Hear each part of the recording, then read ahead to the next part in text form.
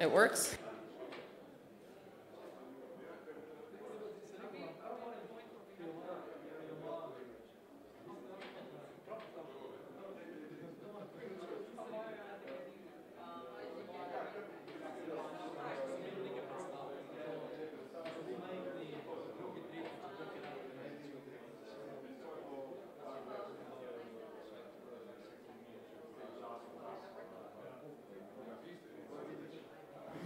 Hello. Ne.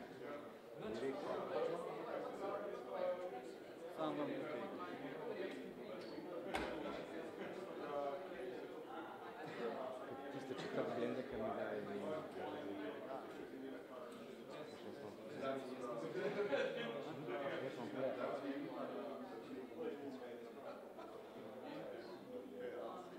Jaz sem jo izklopil. Dobro. Če ni nujno potrebno, ne. Boš.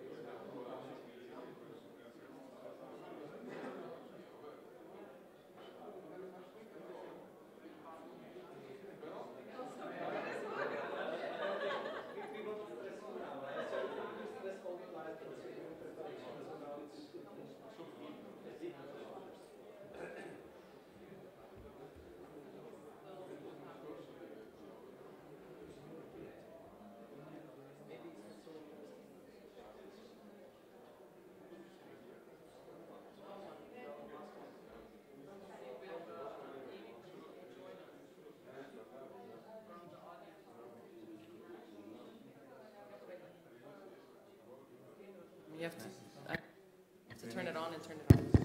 Yeah.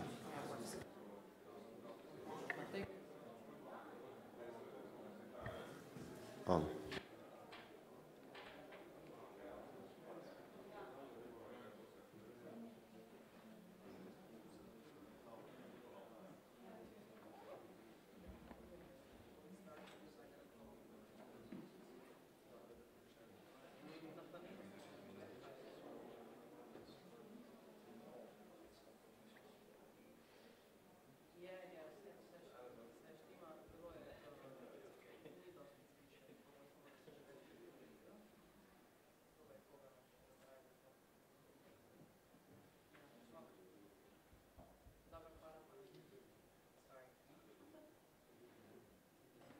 When the moderator's still on the phone, you know, you're all in trouble. So I get the best shift. It's called the graveyard shift. It's right after lunch. Everybody's full. People think that it's finished. Just send everybody else for coffee. So welcome everybody to the panel of Being Human in the Age of Technology. I'm very glad that you could all join us. We have a wonderful panel here today, and as a benefit and as an additional value added, I expect a lot of engagement from the audience, and hence we left the chair free. We want to run something that anytime during the discussion, feel free to join us. And I will keep harping on you and insisting that some of you participate, because we don't want to just talk at you, we want to talk with you and have an inclusive discussion. So this panel today, we're going to address we're going to explore the cutting edge technological advances and how they impact on our lives, on our human race as a whole, where it's taking us. We could talk about specifically artificial intelligence and blockchain. I think we have some very strong panelists that can address these issues. But if there are anybody in the audience that deal with other technologies, with perhaps biotech or nanotech or anything like that, please feel free to state your opinions as well. We have numerous aspects of this that we can address, ranging from the impact that these technologies will have on our workplace, on education, talk about artificial intelligence and ethics, how it'll impact some, perhaps slightly negative aspects, such as how it will impact our militaries, even though we think of that as providing security, but at the end of the day, it can also have a very negative impact on our lives and on what it means to be in a war or conflict. So we can touch on that, and the geopolitics of artificial intelligence as well. I would like to introduce our distinguished panelists, starting with Dr. Marko Grobenik. He's the researcher at the Artificial Intelligence Laboratory at Jožef Stefan Institute here in Slovenia, one of our top minds in the country, and I dare to say in Europe, on artificial intelligence. Very glad that you could join us. Dr. Martin Schwick on my left. Mr. Schwick is leading the IBM Watson iLab, which is focusing on the delivery of IBM cognitive and AI capabilities for the clients across Europe as well as globally. Mr. Iskren Krustev on my right here, the chairman of the managing board of Global Entrepreneurship Monitor, based in Bulgaria. And on my left, I'm going to butcher your last name, I am so sorry. Jakub Hojstoy, sorry, can you pronounce your last name? Jodstoy. Jodstoy, sorry about that. He's the associate at the Ministry of Foreign Affairs of Denmark, but he has a very specific role, which I will let him explain in a little bit. So starting with Marko, if we can start with you. Could you please, since you deal with this on a daily basis and with artificial intelligence, could you give us a bit of an overview of where we are with artificial intelligence? Talk a bit about machine learning, data analysis. Are we as advanced as we all? Are we overhyping AI right now and its capabilities? Where do you see it? Yeah. So AI, right? So AI is it's not very old field, but somehow it goes back to, let's say, 50s, right? Where these ideas started coming up, some initial problems were solved and so on, and then there were a couple of jumps, right? So one jump was somewhere, let's say, like in 80s, right, where there was one type of technology which was solving problems where basically it was how to transfer human knowledge into some kind of rules, right? Let's wait that people take a seat, right?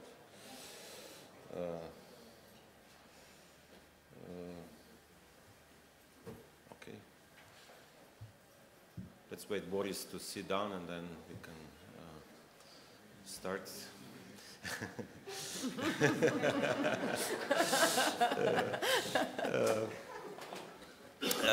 I was discussing how AI evolved, right? So there were a couple of jumps. So one was in 80s, later in 90s, right? And made was that computers started to see, to hear, and maybe to read, right? But still, right? Computers cannot understand. So this is like, if we need to squeeze the state of AI into one sentence, this is roughly where we stand, right? So, but just the fact that computers can see now, right? And here, this makes an extra degree of freedom for us, for the whole field of applications which we can solve now, because, well, with sight we can do a lot, right? This affects security and many other things. So, there's a lot of discussion about AI, right? So, and many of them are overhyped, right? Because you have some couple of fancy toys, robots and so on, which talk, which mimic human and so on, but these are really toys. So it's not something which could be used or could be generic enough. So this is the overhyped part of AI. The reality is that we can do a lot of things, but not everything, right? Thank you. Martin, I want to turn to you and actually ask you if you give us an example. You deal with clients that are applying this technology in their processes on a daily basis, or trying to, or getting there. How far are we? What are private sector companies doing? I'm sorry, I'm just learning with this technology. Hello everyone. I'm just thinking, let's say, which is the most common and most funny. Maybe I just told over the lunch that we are now trying to weight pigs without putting them on weight, because they are in a stress situations and they are losing the weight. So we are just working for one agriculture company, and there is a chance that there are algorithms how we can see the pigs and, let's say, with high precision to measure weight without putting them there. There are other examples, like I'm just thinking another one. It's regarding the salmons. I don't know, let's say, who of you had salmon over the lunch? Can you raise your hand? Okay, so we are just working with one Nordics company. They are currently having a lot of damages with sea lices. So this is some parasite that is on the skin, and they are just damaging the skin. And after that, let's say in entire Norway has roughly damages in $1 billion per year with these sea lices. And we are using artificial intelligence to combine Internet of Things, many sensors that are just measuring the salinity of the water, temperature of the water, and all this type of stuff, and just predicting if these sea lices will occur in these cages. And we just achieve, let's say, roughly accuracy 70%, let's say, when we know exactly where the sea lices will be, and we are just lowering these damages. So if you can look how sea lice looks like, after that, I don't know if you will eat salmon anymore. So. Wonderful. Iskren, I believe you work much more with... Thanks. Iskren, I believe you work with the ecosystem. You work with startups, companies, governments. How do you see the impact of the new technologies on the way ecosystems function? Well, ecosystems are quite a complex thing, because a lot of interactions happen within them. And if we're talking about AI, we should start thinking, where did it come from? How did it all start? And you will probably agree that it started somewhere in some smart guy's head, who came up with a very cool idea of how to create artificial intelligence. That spiraled out. It reached schools, universities, eventually became a big thing. Unfortunately, it didn't become such a big thing, considering what we heard earlier, that we are overhyping it a little, that we still don't see a lot of companies making a huge profit out of AI.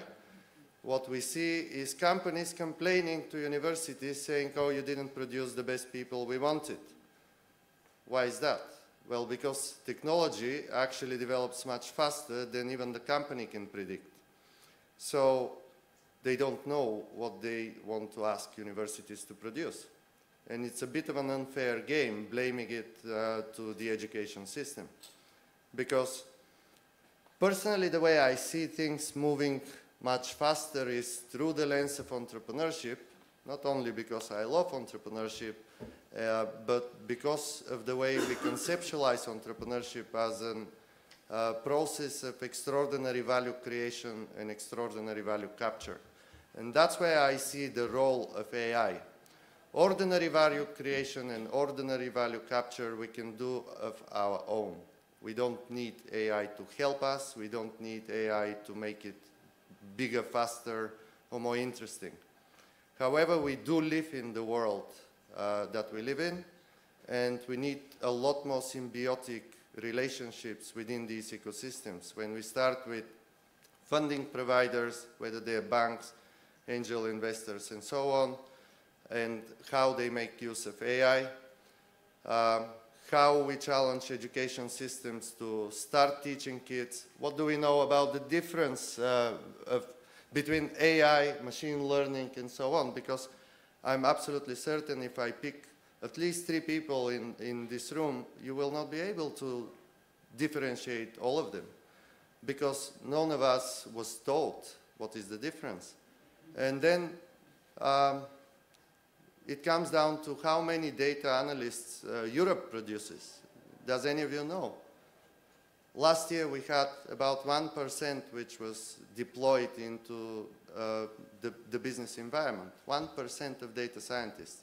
And we are complaining we are not making the best use of AI. Well, we don't have the right people with the right skill sets yet.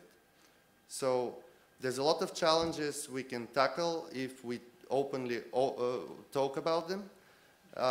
Those challenges can be baselined now, and yes, with the help of AI, we can progress much faster. What I would like to refer back to what you said, that those 3 jumps. And I remember some of the Google algorithms and how they jumped. And when I was in the Valley and I had a meeting at the Google headquarters and I saw how Google Brain works, I was absolutely impressed that it managed to rewrite the Google Translate, which was created for 7.5 years, within 6 months. And it's a version that is way better than the previous one.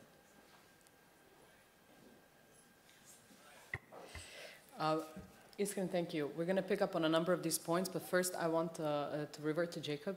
And Jacob, you have a very interesting position in the ministry, and the Minister of Denmark is doing something quite innovative and new. So can you please first explain what is this, this new approach, and then we'll move to some of the topics. Well, first of all, thank you so much for the invitation. It's an honor to be here. And I want to clarify that I work within a different department now, so it's a previous position, but I want to talk about Denmark's new foreign policy initiative called a Tech Ambassador.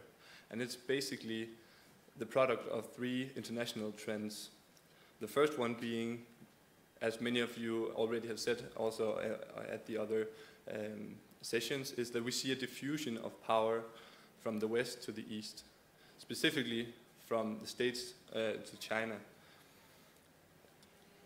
Since the Cold War, we had basically an international system underlined by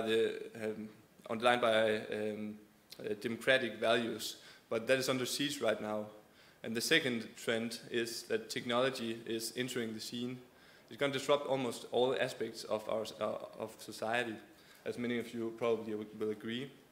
And I want to underline all the risks, all the opportunities this has. We are starting to decipher cancer much faster rate than we can. There's a lot of opportunities, but also risks. AI, as you mentioned, are being utilized for military purposes as well. So in terms of the geopolitics, China, I come from the geopolitical aspect of technology. Right now, US is still in the lead in terms of military power. In the economic sense, it's more diverse. However, China is seeing technology as a way to frog leap this, using technology to become the next hegemony in the world. Maybe the final point is that who are developing these international technological trends in AI is not the government, it comes from the business sector. So the business sector, or the non-state actors, they are coming into the politics. That's the third and final final international trend. So new players are entering the game, and data is power also in international scene. We all use our laptops and computers every day. It consumes so much of our lives. But then again, that can be utilized again into power, and maybe the most obvious incident of this is the Cambridge Analytica case, which I trust most of you are familiar with, which basically was a data leak with Facebook, a private consultancy business, where basically, in the end, managing and ended up selling elections across the world. Many things as it was a part of the US election campaign, also influencing Brexit and many African nations. So in the sense, to sum up the three trends, is that we see a diffusion of power to the east and west. Technology is entering the scene, and non-state actors are pivotal to this choice. And that's why the Danish Foreign Ministry, I think they kind of saw the future and seeing that diplomacy must follow the way where the influence is on the international scene. And we have diplomats and we have foreign relations to almost all countries. But why don't we have it to the non-state actors, those who will disrupt the future? So that's why the foreign minister made this tech ambassador. So it's not an ambassador for a nation, but it's an ambassador for an industry, and specifically in the industry of technology. And it doesn't have a mandate for a specific country, but it has a global mandate because technology is moving across borders. So the tech ambassador is basically a foreign policy initiative in order to encompass the new trend within foreign geopolitical scene. Okay, thank you.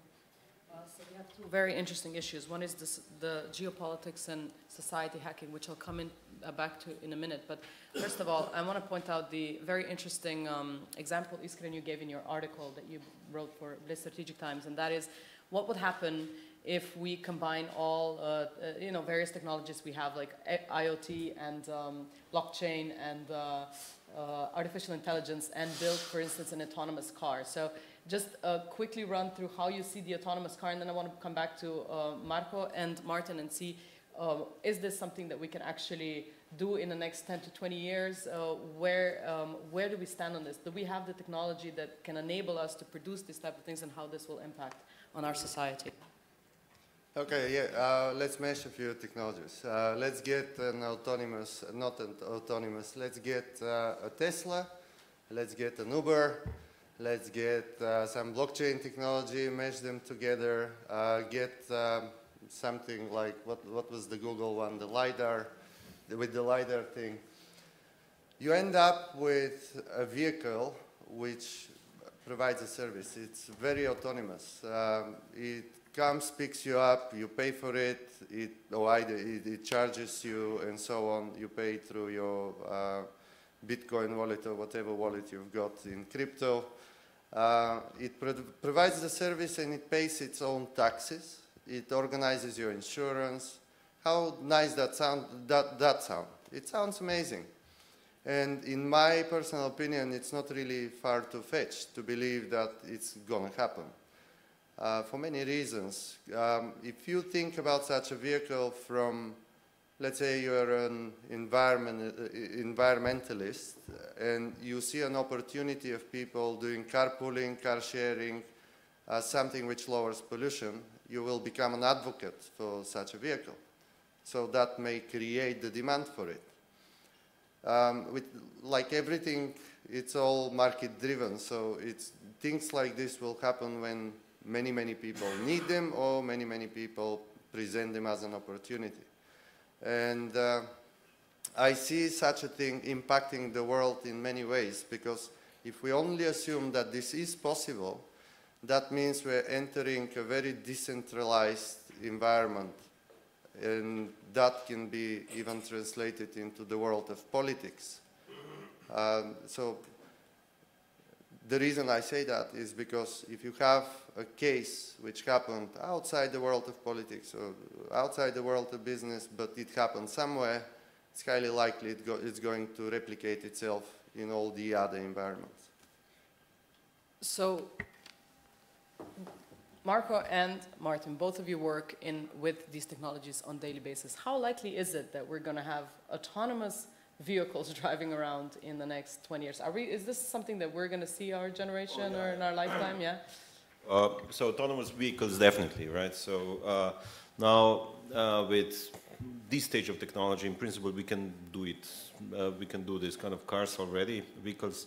The issue is that still there's a small bit of uncertainty. So these vehicles still don't first understand the world in the same way as people would do, right? So this is one thing. Although they might even see more, right? And so they see beyond the next car and so on. So sensors are much better. It's just that understanding of the world is not the same, right? Now, there's also another issue which appears. This is this, let's say, ethical issue, right? So this is this typical discussion, right? So if a autonomous vehicle sees, well, there will be an accident and needs to choose between victim A or victim B. So it's a decision process. So machine will decide, okay, victim A is maybe, and I want name, right? So typically they say, well, either a kid or something. Victim A, victim B, there's a decision to be made, and the vehicle decides and, well, hits or kills victim A instead of victim B. So this kind of decision process is problematic, right? Especially for humans. It's not a problem if a human decides and hits maybe A and B, right? So this seems like fine. But if there's some kind of optimization procedure within a machine, it's a problem. So this is this bit of questions which or a bit of open question which is not really clear and resolved yet on the legal and technical side as well. So technology is pretty much ready, right? It could be slightly better, it will become better, especially this understanding of the context in which a car appears. This is what's maybe missing, but the rest is pretty much there, and maybe even more reliable. There's also one bit, I mean, when we talk about autonomous cars, currently these cars are pretty much alone on the roads, right? So without any support from the other cars and from the infrastructure. So once the infrastructure, so the road itself will allow to talk to the roads, and so this safety will go even higher, right? But it's not just to push a little further. It's not just a question of safety and a question of the car being able to drive. It's a question of whether the car is becoming an autonomous unit as an economical autonomous unit. Oh, yeah, definitely. Right? So what happens to Uber and all the other taxi providing companies? This all goes just people will lose the jobs, otherwise Uber will function. The rest will be. The rest will be. I mean, you have also other uses, right? So trucks, right? So truck drivers. This is not the best life in the world, right? So being a truck driver, right? So so this can easily be made more autonomous or automatic, right? So tractors on the fields, right? So and so on. So there are plenty of scenarios which are way more friendly than the one which in a dense city where people are jumping left and right, and then this autonomous car would try to go through, right? So there are many more. Technology is there pretty much, right? Okay, wonderful. Iskren, before I let you cut in, I want to turn to Martin. So are we going to see this technology, artificial intelligence, IoT, and all the rest, in all the sectors, in farming, in energy, and is this going to be applicable across the board? I mean, is it true what there's a professor from the University of Southern Denmark, whose name I cannot recall right now, on the panel yesterday, on the leaders panel yesterday, and he said, if you're not, as a company, considering AI, if you're not on top of it, you're basically out of the game. Is that really what's happening? Okay, clear question. I'm just now looking from from daily business. We are just implementing that, and I see what is currently in the news and what is the technology today able to deliver. So this hype against what we are able to do is quite, there is quite a big difference. But back to your question.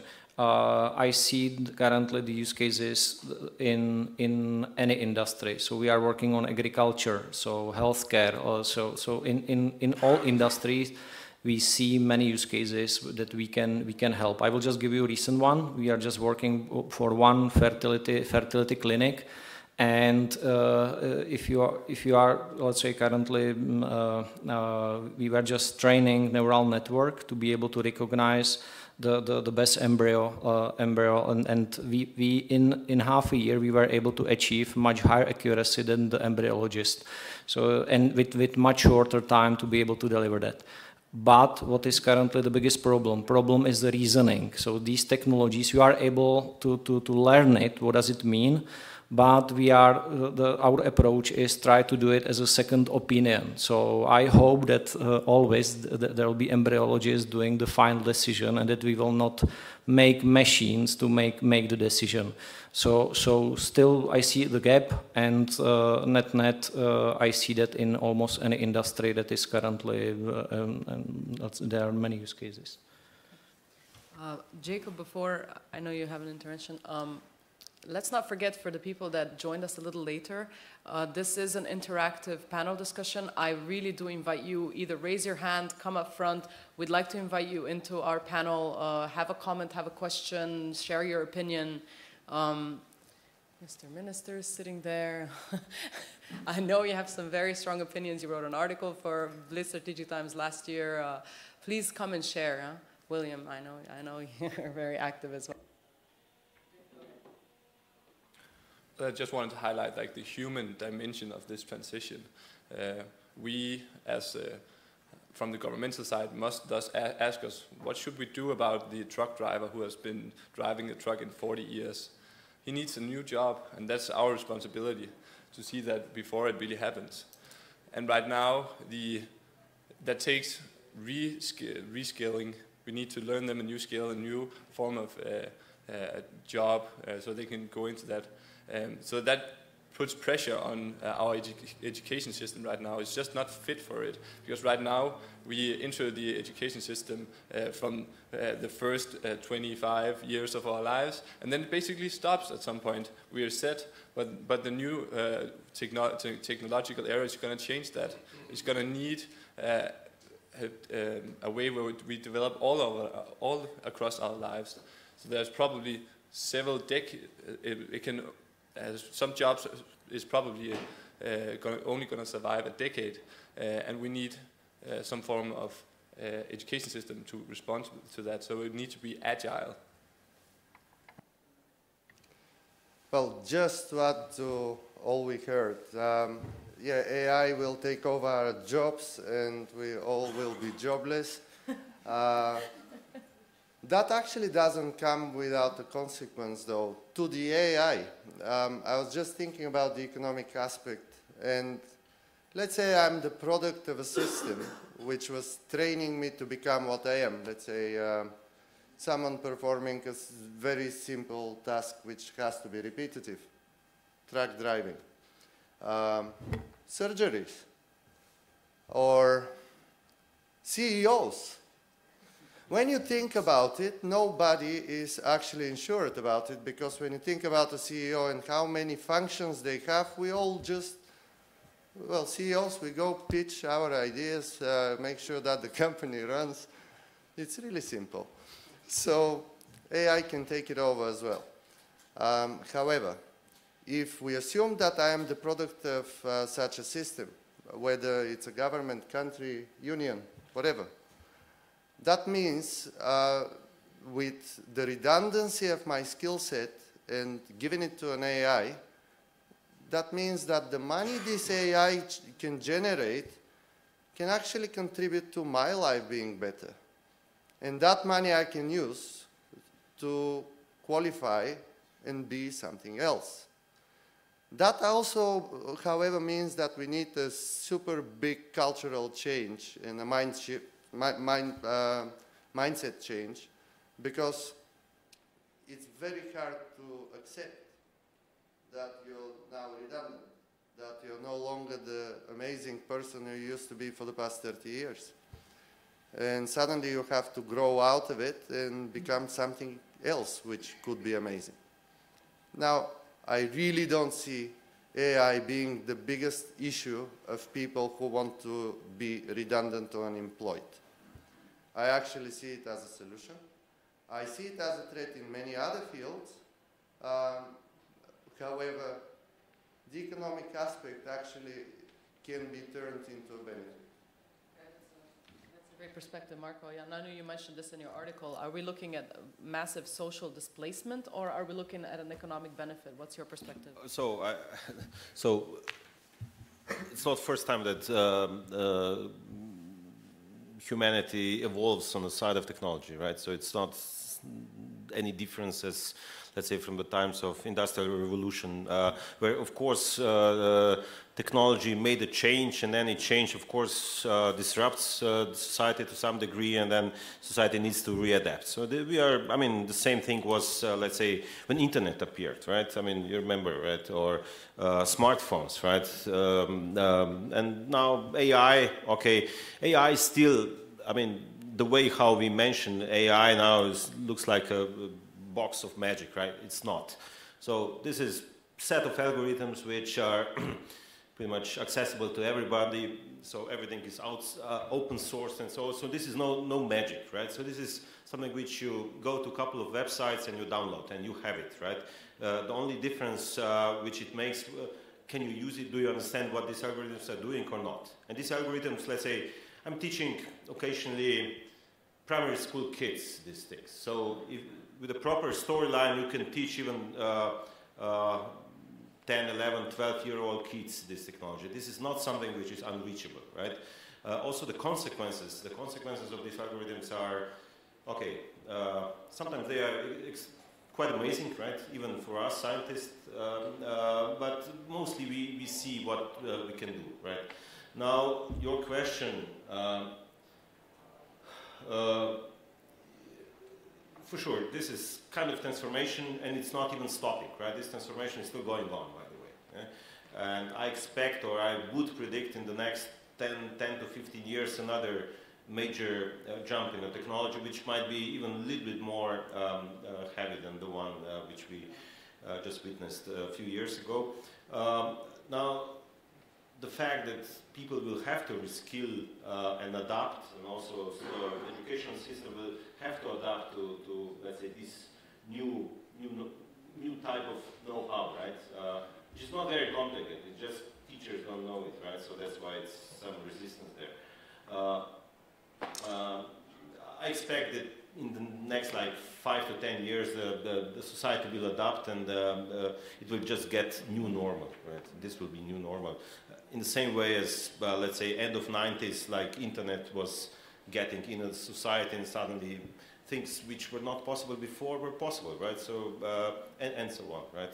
Blockchain brought a little bit of revolution and so on. We are witnessing lots of small revolutions, right, in the last 20, 30 years. So there's just one in the series. Can I go to a question first, and then we'll let you respond?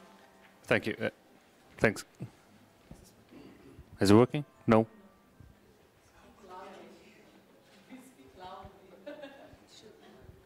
Hello, hello?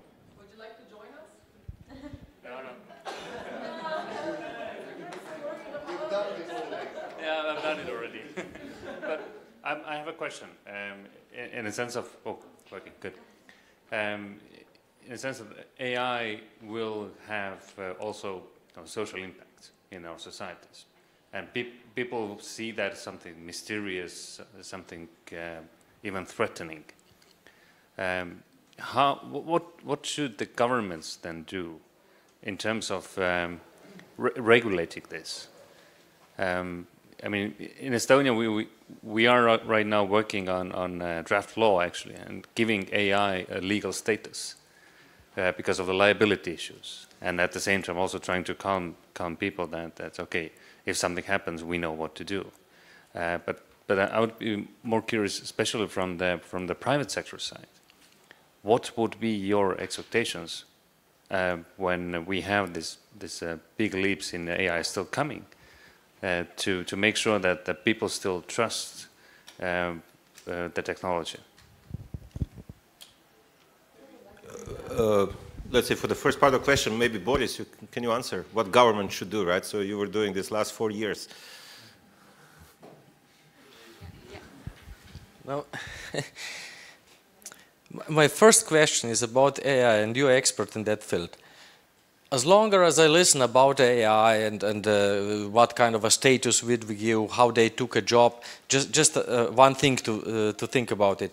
Not so far ago, 95% of European population was working on the field, just that we are not hungry, and now 2% of them are working on the field. Well, who to kill? Are we unemployed? No, we do different jobs. That's one message. But the second, more important for me is, if I listen to you about AI, you are talking about the systems which are more complex programs based on really complex and unstructured data, but they are still programs working with the data. What's intelligent here? If there is something intelligent, then we have to regulate it. If it's a program, then it's a program. So can you explain what's intelligent here, that we have to be careful about what this intelligence will produce? Because if this is just a program based on the big data, then we have just a program based on the big data. There's nothing to regulate, it's a complex tool. We have to use it when we use it. So this is definitely true. So these are just pieces of software operating in fairly complex situations, right? But still just, this is still just typically an optimization, right? So what we call intelligent in AI, right, are situations where machines are better than humans, although a human would try to be good in these kind of situations as well. Chess would be kind of, okay, as a game, right, an example. Vision, if you want, optimization procedures in like government, manufacturing, and so on. So this is what we call typically intelligent. This is not true intelligence, for sure, right? Just to understand, this intelligent in terms of artificially intelligent means still deterministic in one or the other way. Right? Jacob, please, you've raised your hand. So in terms of what we should do from a political side, my short answer would be appoint a tech ambassador. Maybe secondly, in terms of regulation, it is crucial, and I've discussed this throughout the week with a bunch of young leaders across the world at Young BSF, that the crucial for the political side is to strike the right balance between regulating that support our democratic framework, but also our ability to compete on the international scene. And they're kind of working against each other in a moment. And the question we must think ourselves right now, the only form of regulation within this field is GDPR. And has that struck the right balance right now? It's the only player in the game right now. So if we look across the world, that's maybe one place we could look from the start. It's not the best one, that's my personal opinion, but at least it's an answer. We have another question or comment? Thank you very much. Now, I know that this is a panel full of, or the vast majority of scientists who have a more practical approach, and we've been talking about job loss, etc., and we've heard a lot about that throughout these couple of days. But I wanted to ask a question in a more philosophical sense. There was some literarian that once said, what makes us wise? It is the exception to every rule that we can make. Essentially, when we're talking about AI, we're thinking about it apart from the embryology decision, but if we look at it beyond that, we look at a rigorous system that has its own rules, its own algorithms, and obviously it would abide to those algorithms. But my question is, how we are human, or rather common, how we are human by nature is the exceptions we can make to rules, because that essentially is our nature. And my question would then be, how are we really prepared? Are we really prepared to divide ourselves from the nature where we can say, all right, this is a new era we're going in where we all become very, very rigorous as so many machines and so many things around us are today? Well, I guess this is where you just managed to answer the previous question, why people feel fear or fearful about new technology. Because whether we should detach ourselves from nature and accept a new nature in a symbiotic relationship with an AI, well, I think it's a natural thing as well, because if you look at the human development throughout the years, I mean, what would we be doing if we didn't invent the wheel? You know, we accepted it, it's something that is improving our lives. Did we stop going to nature, riding bicycles because of it? No. So it really depends how you start looking at it from that philosophical point of view. I want to add on and stay on this slightly more philosophical level, because there's an issue that's very close to my heart, and that is how humans interact over, you know, we've gone through cycles of violence ever since we've started recording our history. And parallelly, we've progressed technologically, and our technology, if you would plot it on a graph, our technological progress has been exponential and it's rising like that, but is our emotional intelligence on par with that? Are we more emotionally intelligent now than we were 100 years ago, 50 years ago with the world wars, 1,000 years ago? And that's a question that I want to get the panel's response to that, because at the end of the day, we still form our human identity by doing, you know, very human things, basically belonging to a group, us versus them. And in a situation of crisis or unpredictability or an insecurity, we always go back to that divide, us and them. So look at what happened during the immigration crisis, how quickly we were to blame the other side. Oh, they are coming, they are a threat. Somebody's going to threaten our societies and our livelihood. And so what are we going to end up doing with this technology? Are we just going to end up killing each other in more sophisticated ways? I think this is a great question, because as you were speaking, we said, oh, we evolve with technology. And I wrote myself a question, did we really evolve? Because, yeah, you can see a lot of improvements, but is that the true definition of evolution? Because the true definition for evolution would be leading to that emotional intelligence. It will be leading to true intelligence, not an artificial one. It will be, so intelligence without question. And worse, or let's make things really simple. Let's call it an argument. An argument, what is an argument? Many of you avoid arguments. Some of you enjoy them. The reason I love arguments is because I don't perceive them as somebody trying to threaten me. I have an opinion, I want to share it with people. They don't share that opinion. So I have two ideas fighting on the outside. That's how I perceive an argument.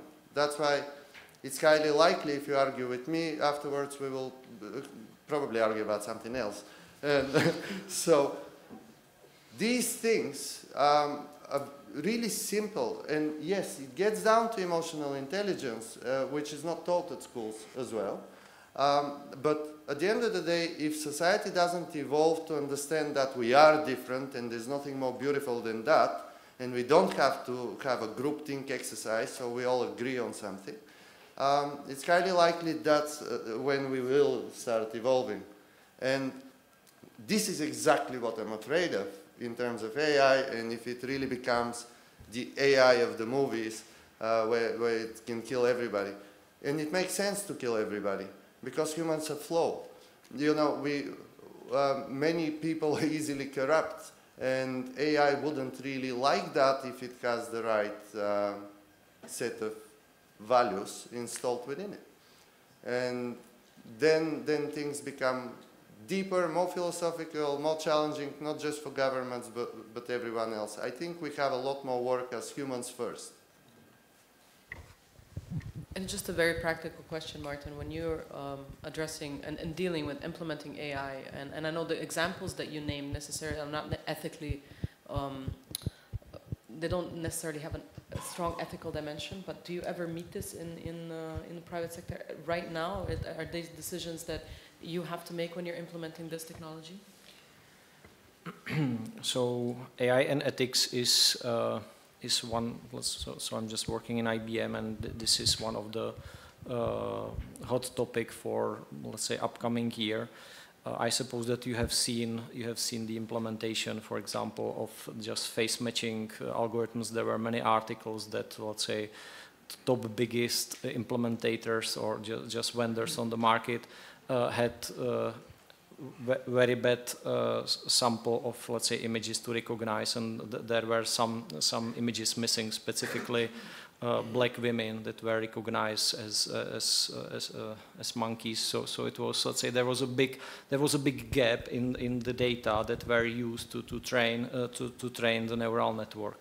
So therefore, the AI and ethics, let's say, it's extremely important, because people need to take into account how the system was trained and what was the base of the data that was used for the training, because after that you can be very easily biased. So that's extremely important. We have another question. Please go ahead. Thank you. I hope I'm amongst friends. I'll say something just to be provocative, so please bear it in that. But this is related to some of the earlier, it's about being human. Two of your speakers, the two gentlemen on my right, just sort of said that intelligence and artificial intelligence doesn't really mean intelligence. So why do we keep calling it that? It seems to me there's a lot of hype. Because it sells better. I know. It sells better, yeah, much more hype and marketing. Here is my fear and question, really. The question is not as much about jobs. I think there'll be other things to do. There'll be better things to do. And it seems to me that this is much more about marketing and creating a buzz around selling products that are not too different from other products that we've had through history. You know, when the automobile came, that wasn't artificial nature, even though horses went out of a job. But when I live in the US, when I call an 800 number, a free number, I get this machine that's supposed to be artificially intelligent, but is mostly really stupid. Right? I keep asking questions, it doesn't answer. Eventually I break into a different language, because that's the only way it'll get me to a real person, because it is only as intelligent as the person who programmed it, who's usually not very. That's my experience. But my fear is the following. Will it actually make us as a species, will it dumb us down as a species? Because what it does is, it makes decisions on average better, but not at the extreme better. You don't get a Beethoven when you write artificially intelligent music, but you get generally okay music. So in a way, it is dumbing us down to an average, because it is only as intelligent as that data scientist. I teach a few of them, so I know something about that. Just to be provocative. Thank you. Probably this piece of software is even less intelligent than data scientists, because data scientists cannot transfer all his intelligence into that piece of software. The answer to why it's artificial intelligence, because, well, this was the way how it was named in 50s, right? And sounds pretty nice and sells well, you know. So there's no chance. I mean, we would occasionally technically use also the word machine intelligence, right? As an synonym, but probably the name itself won't go away. It's too hardwired in a society. Now, your point whether humanity will be now diminished and averaged with these machine decisions, probably not. This is still fairly early stage where this AI came into our lives, although we use AI every day. I mean, good amount of scenarios, like every Google search we do, it's AI, right? So the ranking. So our perception of the world goes through this kind of algorithms, right? When we talk to machine, to the phone and so on, this is AI. I mean, many apps use this and so on, right? Health and so on. So it's not that something which was not there. It's slowly capturing good percentage of our life, actually, right? These kind of techniques. I'm not saying that this is before AI and after AI appeared. It's kind of smooth transition, right? And it's only improving. So I wouldn't be very pessimistic about this, right? And it's through this, whatever 800 number you're using, well, they were unlucky buying this software. I mean, they will upgrade it, right? Maybe one comment regarding this, because this is one of the most, let's say, case that we are currently implementing. This is named call center deflection use case. So because there are many statistics that are talking about that roughly 70% of all questions on the call center can be automated because people are still asking the same. So opening hours, let's say, and many other stuff. I just remember the first chatbot that we have implemented for UAE, just opening the business. It was completely, I don't know if I can say that, let's say, stupid program that was something like if clauses, only just answering basic questions. In comparison, what we have done so far now here, for example, for the UBS company in Switzerland, when we have digitized humanoid, so it means that we scanned the head of chief investment officer. We are using voice biometry. We are just combining that with synthesis of his voice. So it means that it looks like, let's say, his voice because we have enough training data. And inside that, we are just using quite a huge corpus of financial information. So if I compare that 3 years back and where we are today, what we are implementing and what is the interaction. Okay, so maybe I'm just too close.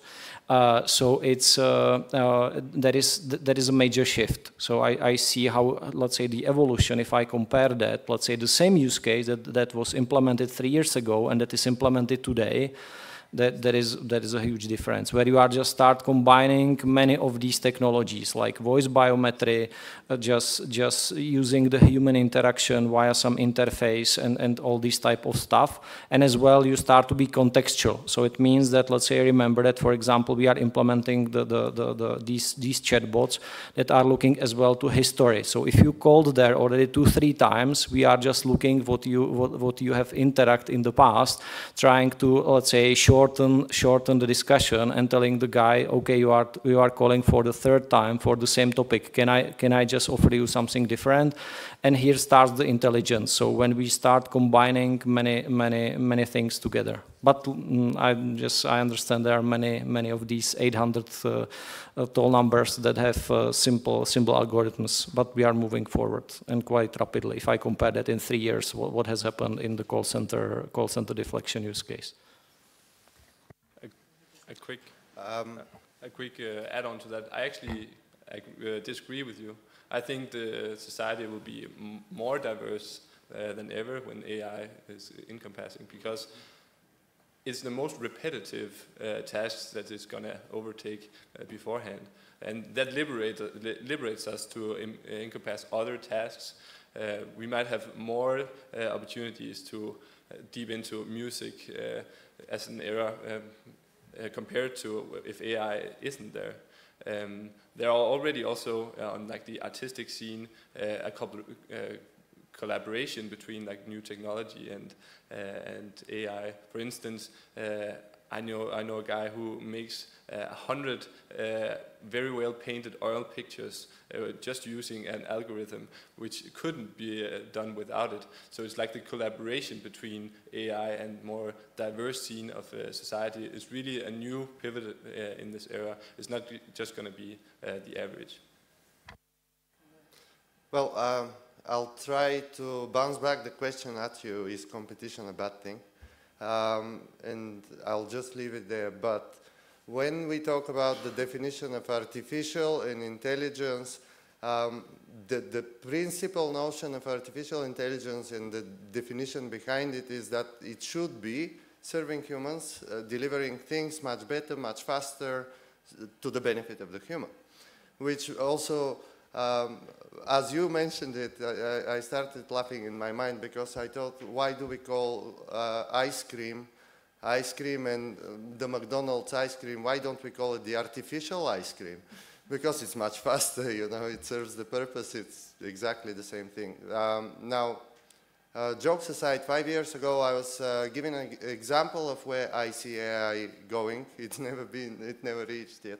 It hasn't reached there yet, but I was given an example when the first, actually it's way more than 5 years now, the first cloud systems were introduced.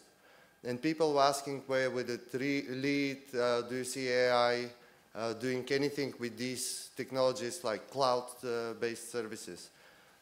Personally, I want to see AI doing this for me. I've never met you before. You ask me a question, and I have my extended brain somewhere in the cloud where AI provides me with all the information through that data gathering. And these data scientists that you're teaching and training, they can be the vehicle for this. Because personally, I keep advocating data freedom. Well, not personal data, but the non-sensitive data freedom to become a freedom within the EU. Because unless data scientists have access to it, they don't know what to be working with. And if we want to raise the best, the ones that will compete even with machines, we need to give them the tools. I'll take the next question. Go ahead. This time I will present myself. I'm anthropologist, just and I will raise a rather provocative, again, question, and maybe just to give you the first provocation. So maybe you all know, or for sure you all know, the Copernicus revolution of the celestial omnibuses, or the bodies.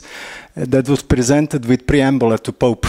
And the Pope said, yes, I believe you, it's true, but the society is not ready. So I would agree when you said that we are not involved yet. We are just using the benefits. And I wonder what will happen when we get involved. First question, where do you see the next jobs? In what? Second question, what will you do with all undeveloped world, as we call it, or the world in transition, which has the manual industry and needs a labor power in numbers? So you implement the robotics, what will you do with all those people? Because if we are talking about Western civilizations which are having the low natality, this might not be a problem. It will come smoothly with, let's say, evolutional progress. The population will be lowered. But what will you do with those countries which have a very high natality in the future?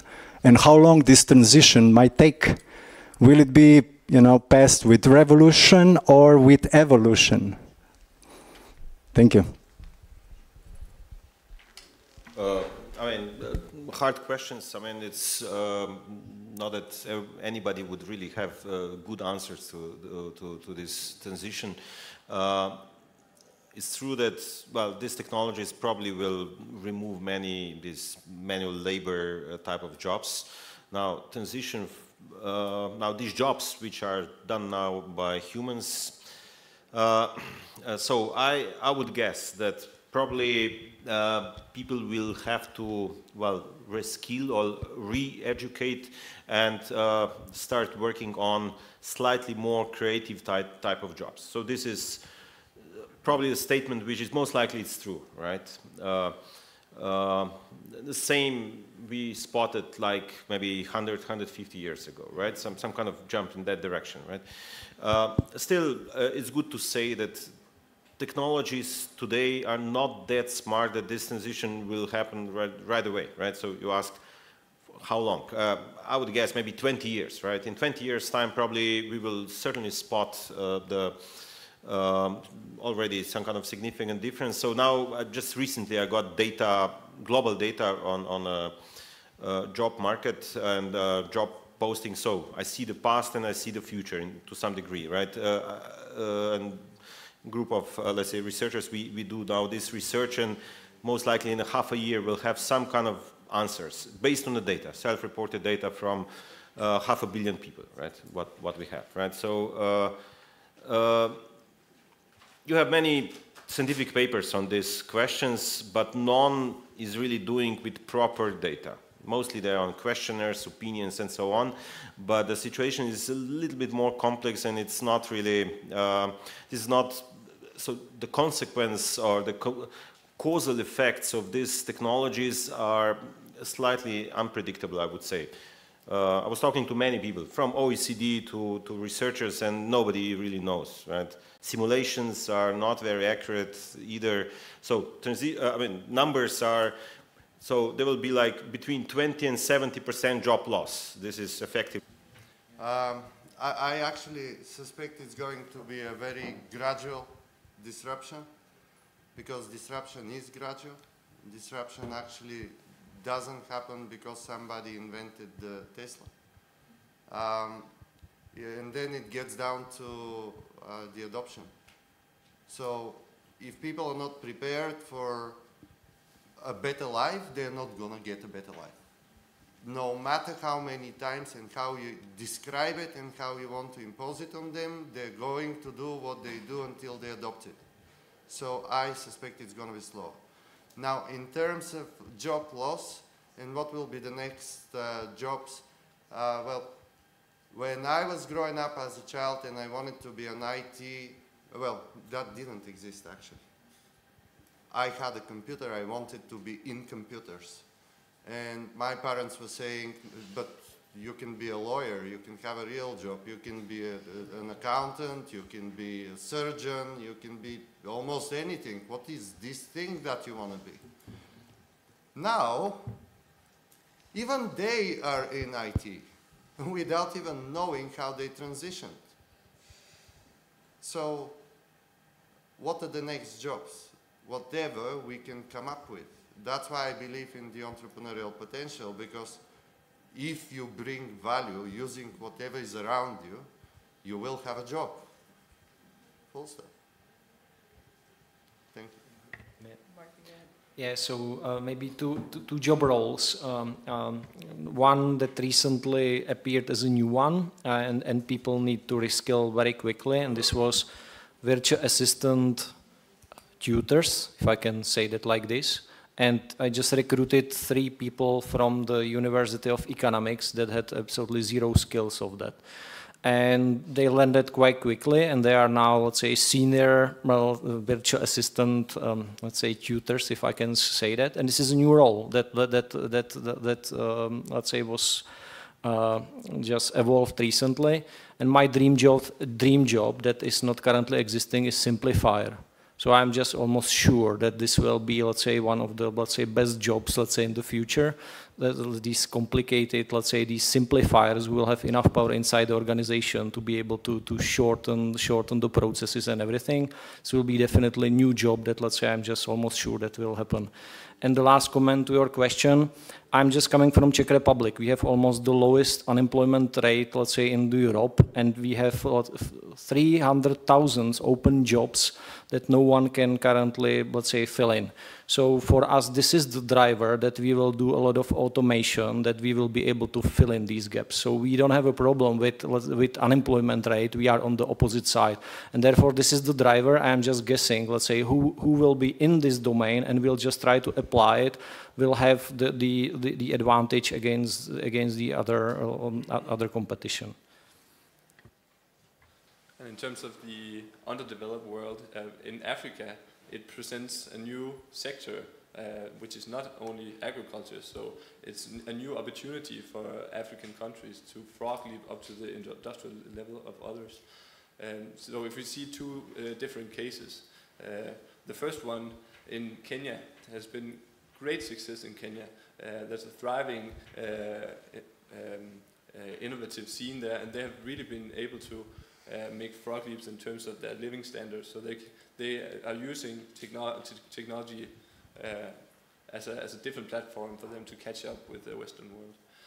But on the other hand, it is also, to return to your point about evolution, it could also be used as a way of pivoting the political scene right now. For instance, in Zimbabwe, many think that the recent coup was actually a product of one specific tweet, which was a fake news tweet even. It was a tweet about a tank and the people going in the streets, but and it went viral, and it sparked up the courage of people to actually go to the street, but it was not in Zimbabwe at all, but it made a new opportunity to tear down the stability of the regime to actually take it on the streets.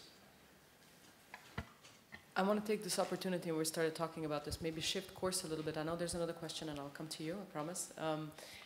To talk slightly more about geopolitics, and Jacob, I'm going to look at you here to kick us off into that direction. Now, I think we all agree that it's going to be, AI will feature quite prominently in the US-China power competition, and I think there's no doubt that this is already happening, and it'll continue, and it'll probably escalate. I wonder if you could, from your perspective, tell us where does that leave EU? We have a quite rigid regulatory environment. Are we going to lag behind? How are we going to be included in this? And that's one aspect. And secondly, we need to talk about slightly sinister parts of this technological revolution and that we're undergoing now, and that's the society hacking, so to speak, which is a term that Marco, I think you used in the article for the Times. I mean, I edited this, so I have to keep referring to these articles, and they really are very interesting. So, and that's basically what we're getting to. To quickly just point out to an example, what happened in the U.S. elections in 2016, and people are starting to, or groups or countries are starting to use and abuse the networks and the technology we get out there to try to divide us, to increase the divisiveness, to perhaps loosen some of the alliances that we've built. And this is not only happening in the US. We had an example in Montenegro quite recently where there was an attempt by Russia to steer Montenegro away from joining NATO. So I believe that society hacking is quite an interesting term, and Marco, maybe you can go a little bit more into that. So let's have a round on this, and then I'll get to another question. So the short answer is EU is not even in the competition. It's really only a competition between China and the States. Right now, the US are leading, but the China is catching up extremely fast. And in terms of just basic investments, China has a strategy to basically rule AI in 2030, with massive investments, also comparable to the investments in EU. It's not even comparable, so it's moving extremely fast in China, and we're not there. Also in terms of labor, we just don't have the talent in EU yet. Right now there are only a small, besides you guys, most of the talent comes from the UK, and they are getting sucked up by the largest companies in Silicon Valley right now. So it's also a competition of brain drain. In terms of EU, though, returning to the balance between whether we want to compete or regulate and support our democracy, we have always shown democracy over competition. And that's not necessarily a bad thing. It's just that our approach to the future is always having democracy at the center. And that's maybe a strength for our part of the world, because it isn't reflected. It's partly reflected in the US, for my personal opinion, and it's definitely not reflected in China. So in terms of, we need, from a personal perspective, like we need our own Sputnik moment. We need the moment where the whole EU wakes up and sees that we are so far behind and we need to unite in order to just compete. I don't know, this was a very black picture, which I'm not sure if I would completely agree. I mean, there are certainly elements of this, what you're saying. Chinese are catching up extremely fast. This is true. I mean, maybe you don't see it, but I see it on, let's say, research conferences and others where it's obvious. And this is just the wave of the youngsters, right, which will come out to the professional stage like in the next 5 years, and this is when we'll actually see this. We use, I mean, good, right? It's not, but it's not on the top, right? It's not as aggressive as US is waking up. You know, White House has AI committee also trying to find some ways to catch up with Chinese and others and so on. But okay, so this is one aspect. I hope, I mean, we are not doing bad. I mean, AI is not like an arms race where, or who has more soldiers, right? So here's a fight of ideas and a fight of, or competition of knowledge. And here I think we are pretty good, right? But the other topic on society hacking, which Katja also opened, right? So, so this is an interesting, so in this cyber panel which we had before, right? So it was not even touched, was just mentioned, but not really discussed. So this is kind of war which you can lead without any bullet, and you can make much bigger changes, right? Yeah, so why today this is possible and this was not maybe possible like 10 or 20 years ago, 20 maybe, because today we can observe, we can measure, right, society in real time, right? So we can measure heartbeat of a society really in real time. This means minutes. I'm not talking hours, minutes. Now how society looks for us, AI researchers, right, looks like a machine, right? So society looks like a machine, like, let's pick an average machine which we are using every day, a car, a vehicle, right? So it's a fairly complicated machine with lots of parts, but at the end we have basically two controls, right? We have steering wheel and acceleration and brake, right? So two-dimensional control for very complex machine, right? Society is very similar, right? It's also like a dynamical system, let's say this would be politically correct expression, which has only a couple of plugs, right? A couple of plugs. If you identify these plugs and if you have means to influence these plugs, right, you can basically steer society in one or the other direction. And so this is how, in principle, the society hacking could look like. In old times, we called this subversion and many other terms. It's just today we can do this basically from the, pretty much in a digital way, right? Not maybe 100%, but in many ways, right? So this is maybe one, and this is not very hard, by the way, right? If you have data, this is not very hard. Especially if you join social media, mainstream media, so you have social sensor and you have actuator, so you have means to change the route, right? So this is something which people don't talk much about this, but yeah, people who know this know very well that this is possible. Yeah. But there was a question in back, right? 1 second. Can you respond and then we'll take another question.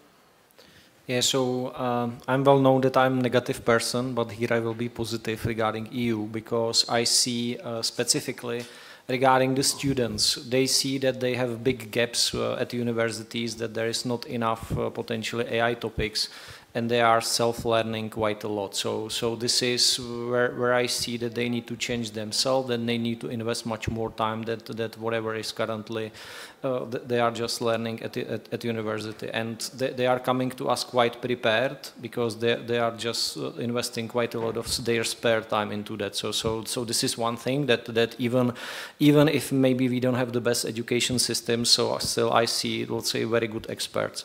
Another topic is that, let's say, what I see that where EU I would like to see much more is that we don't have the best public safety and security agencies.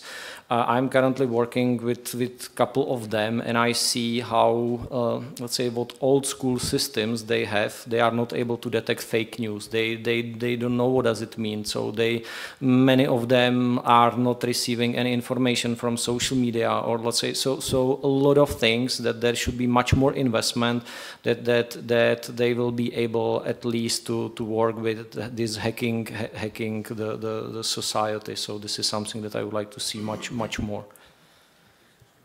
We have quite a number of questions. Gentleman's been waiting for a while. Go ahead, please. Thank you very much. My name is Cesar Sanchez. I am Vice President of Airbus Group for Southeastern Europe and Israel. I wanted to comment about what Marco said before about technology and about putting in the air a vehicle that can transport people, move people, a taxi, in urban environment and the technology readiness or availability to do that. And my comment is that when we are talking about that, we have to be very cautious. One thing is putting together a vehicle, the technology to make it fly, take off, land, man, unmanned, and move around, which I fully agree with you. We have this technology, not now, for many years. And a different cup of tea is to have this working in the standards that the society and the governments are expecting from us. We are talking about security and safety. And because of that, we have to discuss much more about not only the authorities when they are coming to certification and the associated costs, of course. We are not talking only about international constraints, about security, and so on and so forth. We are also talking about technology. And let me give you a very simple example. When we have all the airplanes flying from one continent, one country to another, for sure, all our airplanes today, they have the ability to fly from one point to another point, choosing the best route, the shortest route, and maybe the most efficient route. But in most of the cases, this is not happening because there are a lot of constraints, a lot of concern associated, borders, noise, regulation, and aids for the navigation electronical, and so on and so forth. All these things still today creates a problem in our traffic system. If this is happening in airplanes that are flying at very, very high altitude, 10 kilometers, can you imagine the constraints and the difficulties to put all these vehicles, like in the movies, Star Wars, flying within a city? Are you saying we're not that close No. yet? I'm not saying that. What I'm saying is that we have to be realistic and we have to be careful when we talk about those things because of the implications are huge. And this is a complete transformation of our societies, our authorities, and our legal systems in terms of implications. And legal systems are known to take quite a while to adapt. Yeah, and we are not the most flexible and quick societies to do this change possible. So this is something that I wanted to highlight because many times we read the newspapers every day, Specialist Magazine, and it seems that tomorrow, in 2020, 2022, everybody will have a personal taxi for flying. For sure we can have prototypes, flying types, but have a full developed system for that, even a workable system, is much more complex than that, and it will take some time. I'm convinced we will get to that point, but I don't know when. Right. And this is something for all together understanding and working together. And I just plan to say that, but I cannot escape it. You allow me to say something about what this gentleman that is no longer in the room said before, about artificial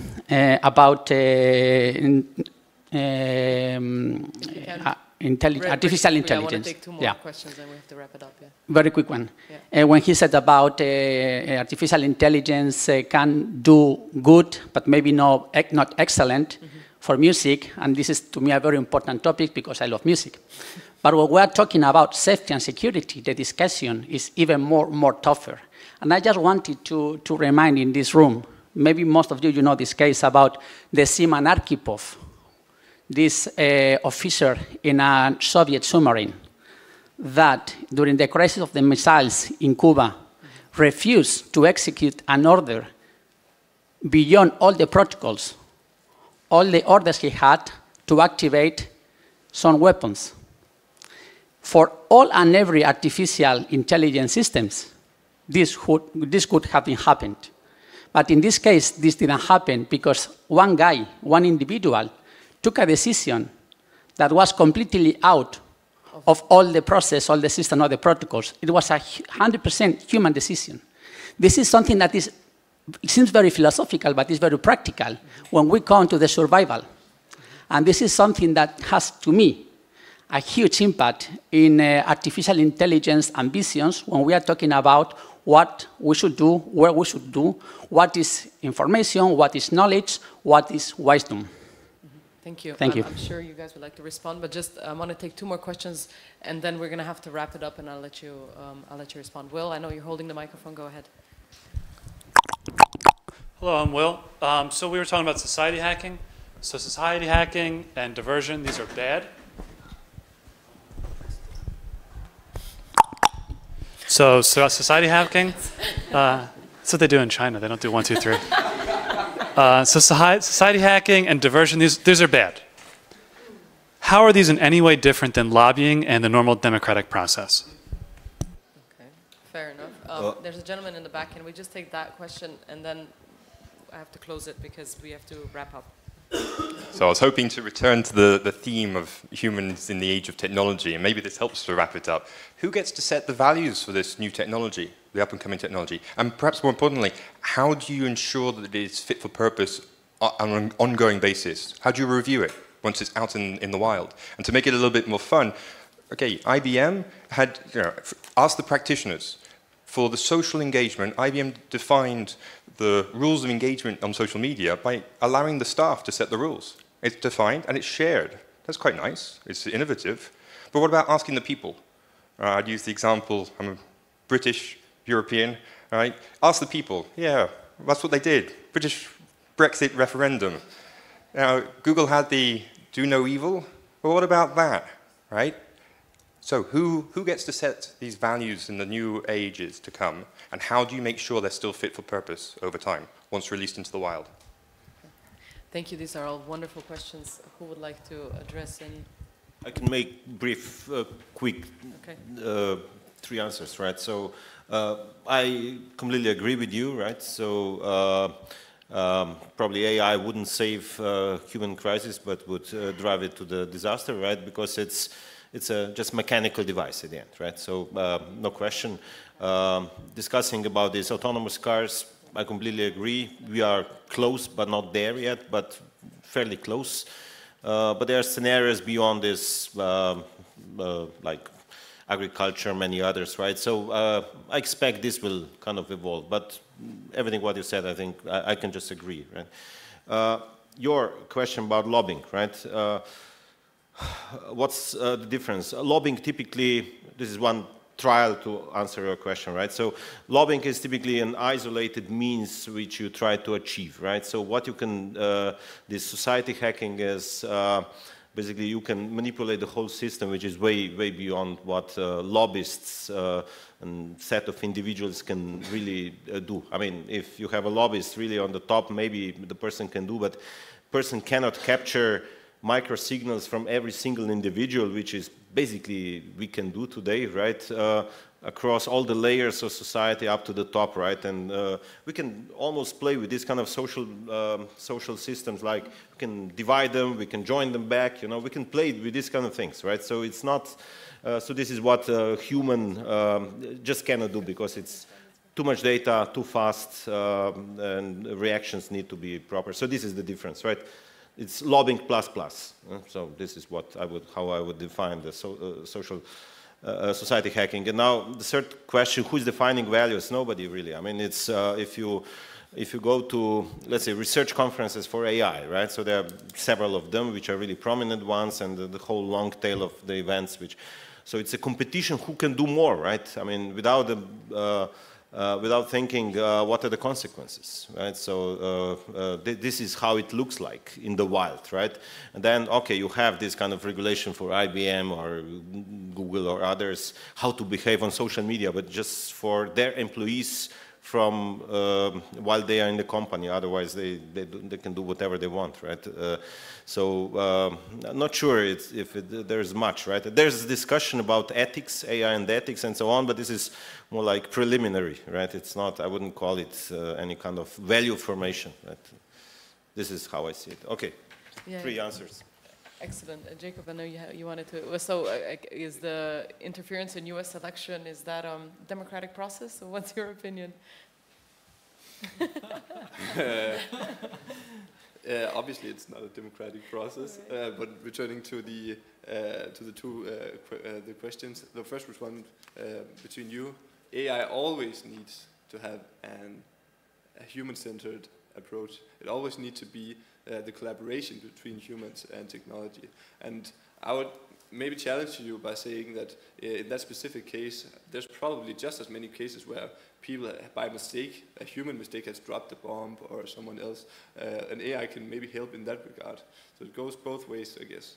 So always maybe we can use the AI to alleviate the human mistakes, but there should always be a human element in the end. And to the final question, who rules, sets the tone? I guess it depends on what we do from now. Do we have? Is this our moment where we pivot and see AI as new frontier? If we don't do anything, it's probably going to be China in the future, a transition period between US and China, and the non-state actors, more specifically the tech giants around the world. And if we count them within the EU, where are all our tech giants? So thank you very much. I'm going to have to wrap it up because I know 2 of our participants have to run to the airport right after this, so I cannot go even a minute over. In conclusion, I want to thank all of you for your participation. You've made my job extremely easy. Just as a last round by our participants on the panel, let's do a bit of a fun, relaxing exercise here. What part of this new technology would you like to see most implemented in the next, let's say, 20 years and in your lifetimes? What would be your favorite gadget or improvement of a system or an implementation of AI somewhere? Well, I'm just going to go first and I'll do it super quickly. Considering the last few questions, I'll wrap up my answer with welcome to the age of decentralization. My favorite, blockchain. How many gadgets? That number still doesn't exist. Many. And all of them have a lot of implications and applications. Thank you. Marco, Martin, I'm interested in your answers to this as well. Yeah, so what I would like to see, basically, the next evolution of AI, which we said at the beginning, right? AI can master senses at the moment, right? Sight, hearing, reading, a couple of these senses, but it doesn't understand the world, right? So the next revolution, which I think it will come like within 10 years, will be a little bit deeper understanding of the world. And this is where AI will get really interesting and discussion will be even more difficult in a way, right? So, and we are moving there. Just be careful about the term, which is like below the radar at the moment. It's called common sense reasoning, right? So this is where the revolution will come within, let's say, 10 years, right? There are big investments, but below the radar at the moment, right? Including IBM, by the way, and Google and others, right? So this is where I think it will start getting fun. Thanks. Martin? Yeah, so I fully agree that we are still at the early stage of AI, that there is oversold and overhyped and whatever.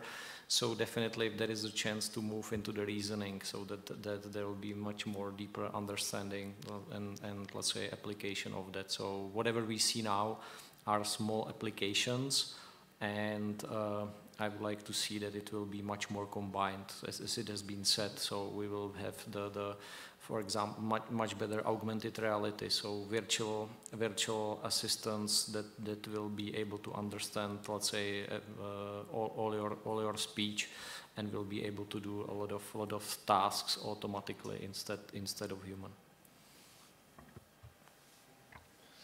Well, I guess I see AI wants to see it moving into the political era, getting on the agenda of the political sphere around the world. But returning to my favorite gadget, at the moment it's an algorithm that can actually produce Kanye West songs. So you can just put in Kanye West songs and it spits out new songs. It's not perfect, but it works for my case. I'll stick with the autonomous vehicle. I'm sick of driving. I think it's a waste of time. But thank you. Thank you. Join me in thanking the panelists, and I look forward to continuing our discussions in the forum.